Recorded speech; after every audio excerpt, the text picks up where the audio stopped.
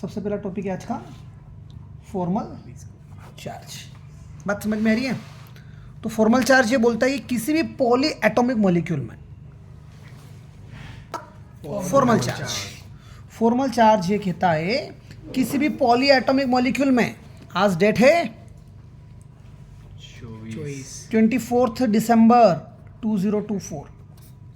तो poly atomic molecule मतलब बहुत सारे एटम्स हो या आयन्स हो, वहाँ पर फॉर्मल चार्ज जो होगा it is a difference between, formal charge क्या होगा? It is a difference between total number of valence electrons, किसी भी एटम के total number of valence electron लिख लो, माइनस कर लो number of non bonding electron, वो इलेक्ट्रॉन जो बॉन्डिंग में पार्टिसिपेट नहीं कर रहे मतलब लोन पेयर वाले, माइनस कर दो हाफ किसका? बॉन्डिंग इलेक्ट्रॉन्स का। बात समझ में आ रही है? जैसे कि मान लीजिए ये ओजोन है, ओजोन का स्ट्रक्चर बना दिया आपने, ये तीसरे नंबर के कार्बन की बात कर रहे हैं अपन। तीसरे नंबर के कार्बन पे बॉन्ड कितना बना रखा? एक बॉन्ड बनाने के लिए कितने इलेक्ट्रॉन की जरूरत होती है?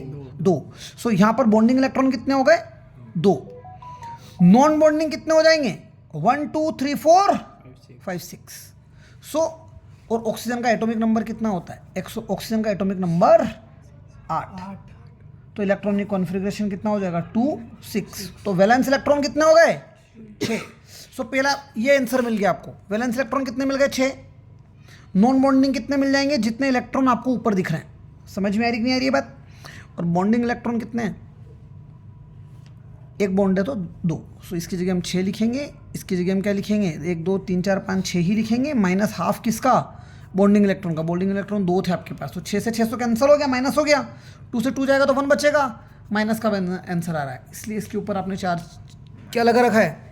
-1 लगा रखा है। बात समझ में आई कि नहीं आई? ये फॉर्मल चार्ज का कंसेप्ट है।